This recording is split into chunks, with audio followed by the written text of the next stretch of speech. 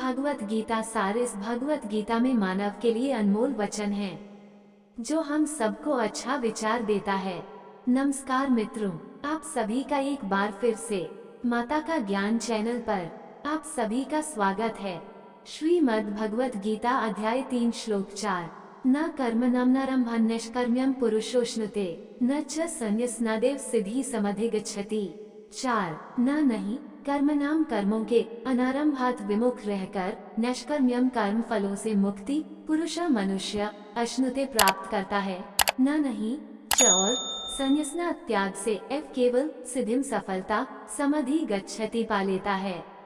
न तो कोई केवल कर्म से विमुख रहकर कमरफल से मुक्ति पा सकता है और न केवल शारीरिक संन्यास लेकर ज्ञान में सिद्धावस्था प्राप्त कर सकता है। इस श्लोक की प्रथम पंक्ति कर्मयोग के अनुयायियों और दूसरी पंक्ति सांख्य योगी ज्ञान योग के अनुयायियों के संबंध में है। प्रथम पंक्ति में श्री कृष्ण कहते हैं कि कार्य के प्रति केवल उदासीन रहने से कार्मिक प्रतिक्रियाओं से मुक्ति की अवस्था प्राप्त नहीं होती।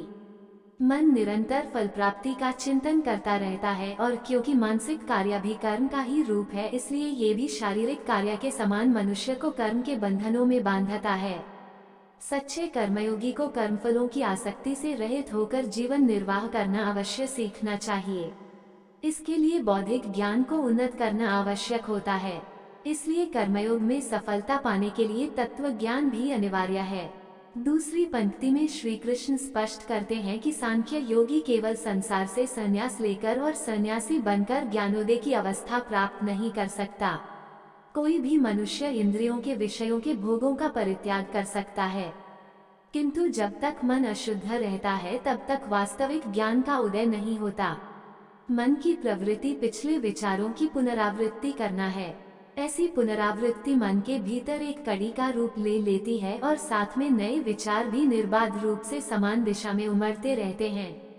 अपनी पुरानी प्रवृत्तियों के कारण लौकिक चिंतन से मन चिंता, तनाव, भय, घृणा, शत्रुता, आसक्ति और सांसारिक आवेगों के समस्त रागों की ओर भागता रहता है।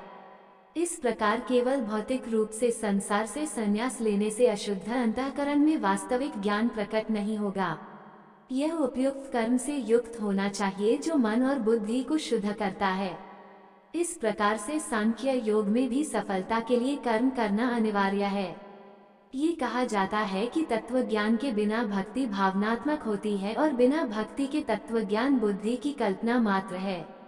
कर्मयोग और सांख्य योग दोनों के लिए कर्म और ज्ञान अनिवार्य हैं। ये केवल इनका समानुपात है जो विविध प्रकार से इन दो मार्गों के बीच भेद उत्पन्न करता है। श्रीमद् भागवत गीता अध्याय 3 श्लोक 5। न हि कश्चित् क्षणमपि जातु तिष्ठत्य कर्मकृत् कार्यते ह्यवशः कर्म सर्वः प्रकृति जय गुणैः। 5 न नहीं ही निश्चय ही कश्चित कोई क्षण के लिए अभी भी जातु सदैव तिष्ठती रह सकता है अकर्मकृत बिना कर्म कार्यते कर्म करने के लिए ही निश्चय ही अवश्य बाध्य होकर कर्म सर्व समस्त प्रकृति जय प्रकृति के गुणों से उत्पन्न गुणों के द्वारा। कोई भी मनुष्य एक क्षण के लिए अकर्मा नहीं रह सकता। वास्तव में सभी प्राणी प्रकृति द्वारा उत्पन्न 3 गुणों के अनुसार कर्म करने के लिए विवश होते हैं।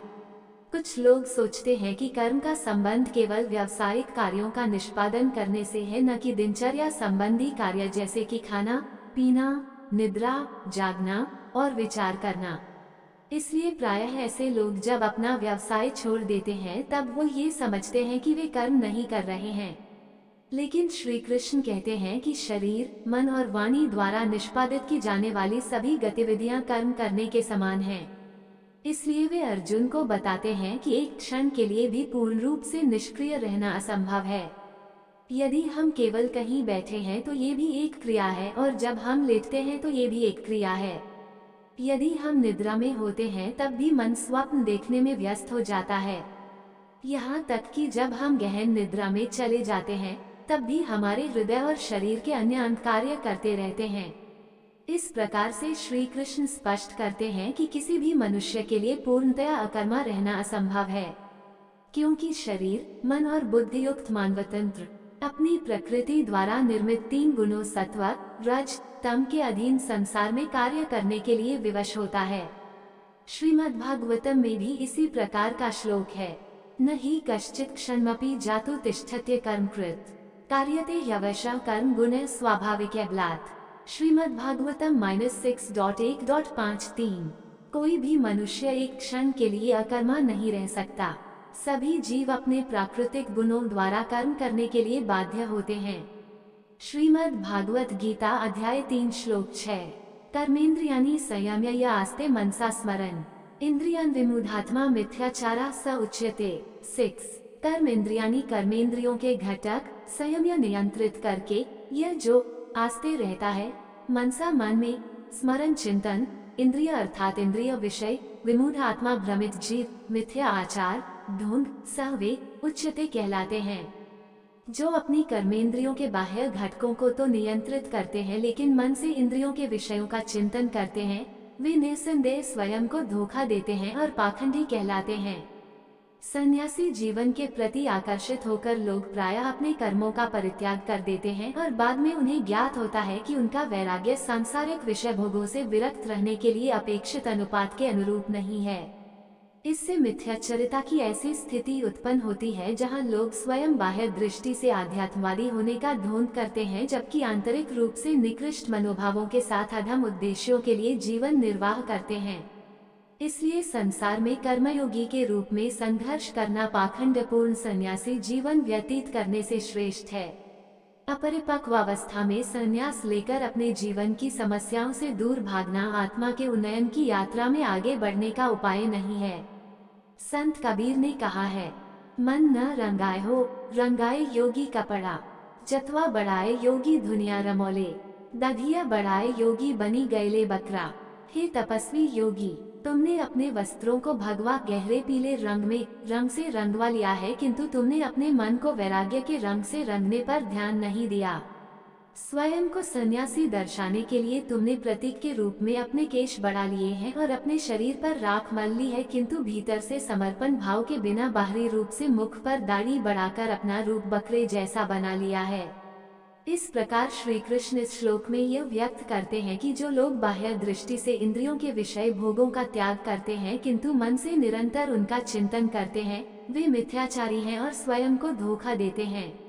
इस तत्व को समझाने के लिए पुराणों में तावृत और सुवृत दो भाइयों की कथा का वर्णन इस प्रकार से है। एक दिन दोनों भाई अपने घर से श्रीमद् भागवतम का प्रवचन सुनने मंदिर जा रहे थे। बीच मार्ग में मूसलाधार वर्षा होने लगी, अतः वे आश्रय लेने के लिए समीप के भवन में चले गए, जहां उन्होंने पाया कि वे वैश्यालय में आ गए हैं जहां पर तिरस्कृत नारियां अपने ग्राहकों का मनोरंजन करने के लिए नृत्य कर रही थीं। बड़ा भाई तावृत वहां से बाहर निकलकर वर्षा में भीगता हुआ मंदिर की ओर जाने लगा।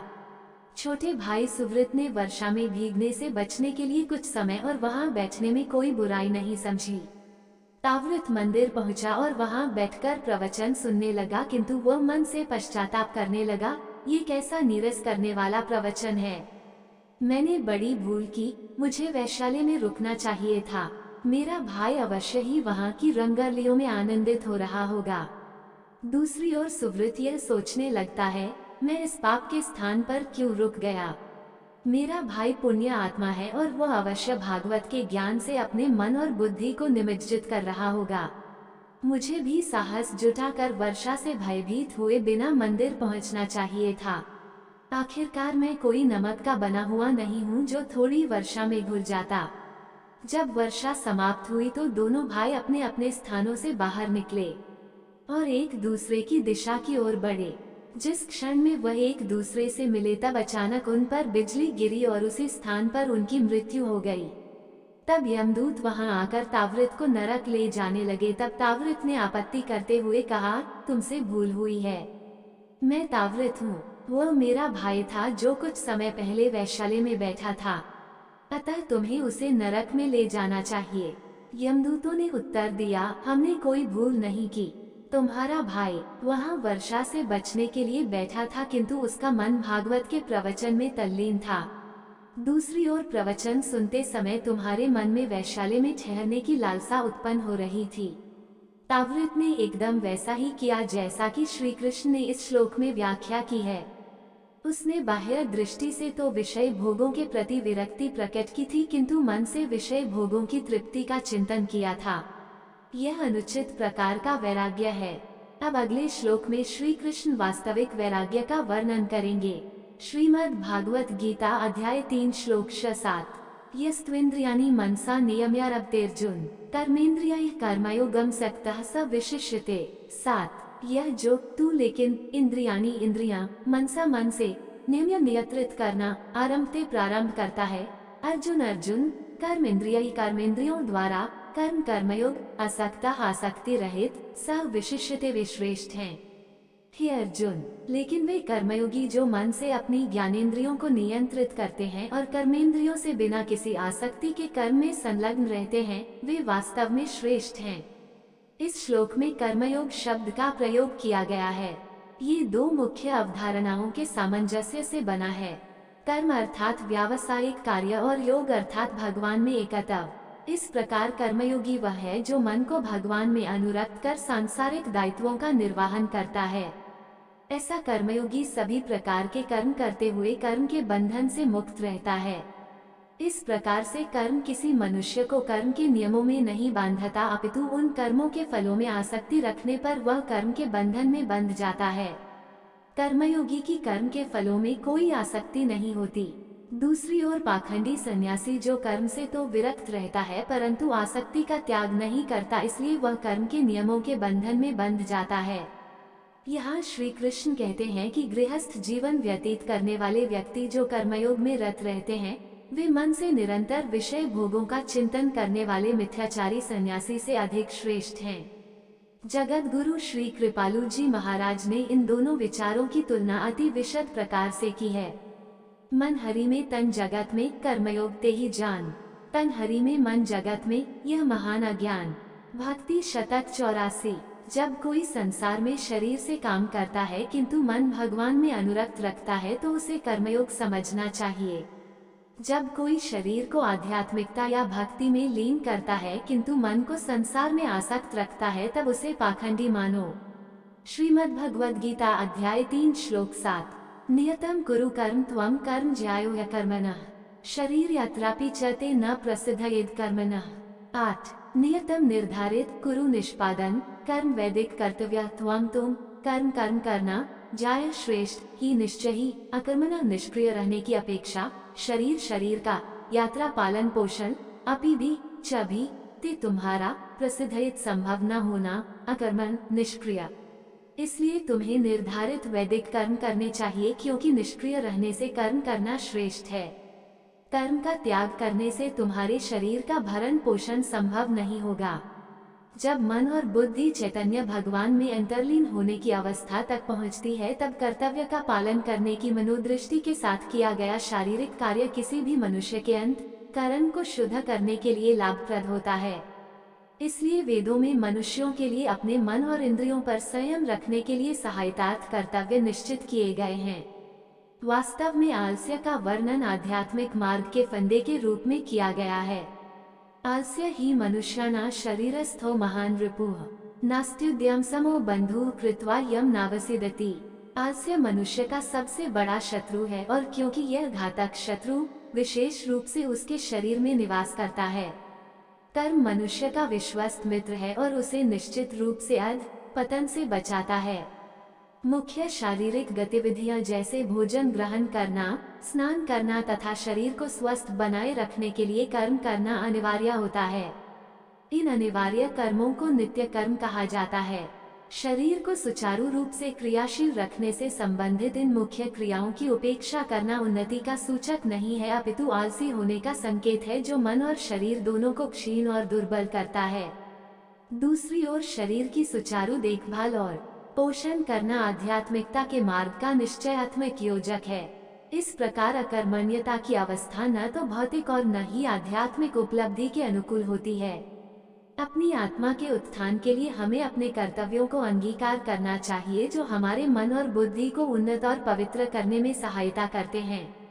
दोस्तों, ऐसे ही और कहानी सुनना या देखना चाहते हैं तो डिस्क्रिप्शन में लिंक मिल जाएगा, आप वहां जाकर देख सकते हैं। और आपसे निवेदन है कि यह वीडियो आपको अच्छा लगा हो तो लाइक शेयर सब्सक्राइब जरूर करें। धन्यवाद।